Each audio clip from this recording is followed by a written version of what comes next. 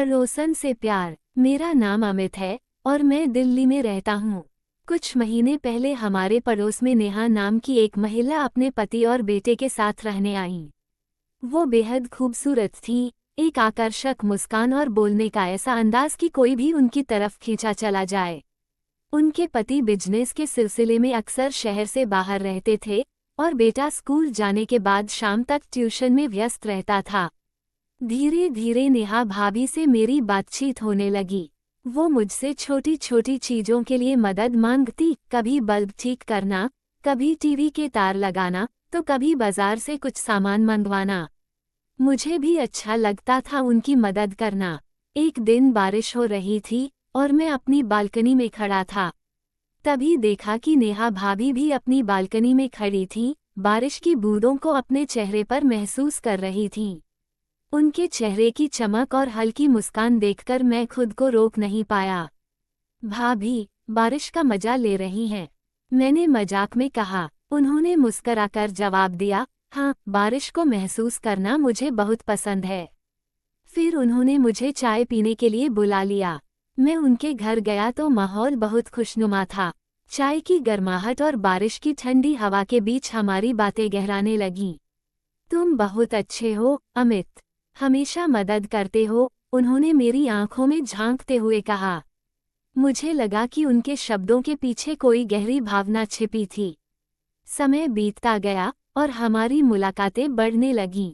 कभी कभी जब मैं उनके घर जाता तो वो हल्के रंग की साड़ी में होती और उनकी सुगंध मेरे दिल की धड़कनों को तेज कर देती।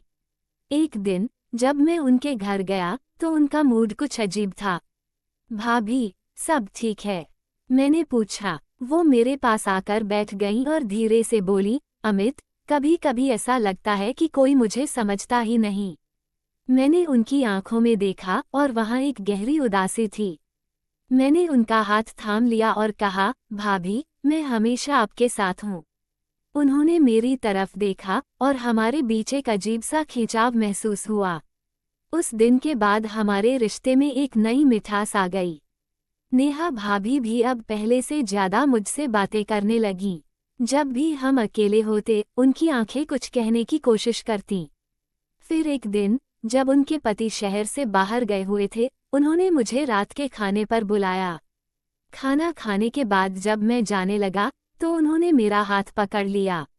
अमित, मत जाओ। उनकी आवाज में एक अजीब सा आकर्षण था। मैं सन्न रह गया। क्या ये प्यार था या कोई और एहसास? वो रात मेरे लिए बहुत खास थी। नेहा भाभी का हाथ मेरे हाथ में था और मैंने महसूस किया कि उनके अंदर कुछ बदल रहा था। शायद वो भी इस उलझन में थी कि उनका मन क्या चाहता है और क्या सही है। हम दोनों एक दूसरे के पास खड़े थे, एक अजीब सा खामोशी थी।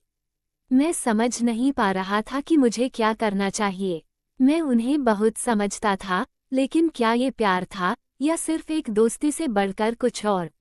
अमित, नेहा भाभी ने धीरे से कहा, क्या तुम मुझे समझ सकते हो?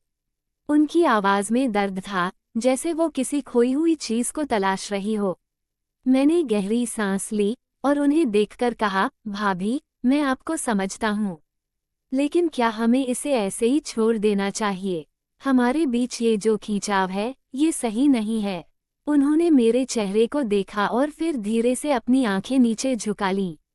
वो चुप थी, लेकिन उनकी चुप्पी में बहुत कुछ था। कुछ दिन बाद मैंने खुद को अकेला महसूस किया। नेहा भाभी के बारे में सोचते हुए मुझे लगा कि हमें अपने रिश्ते की सीमाओं को समझना चाहिए।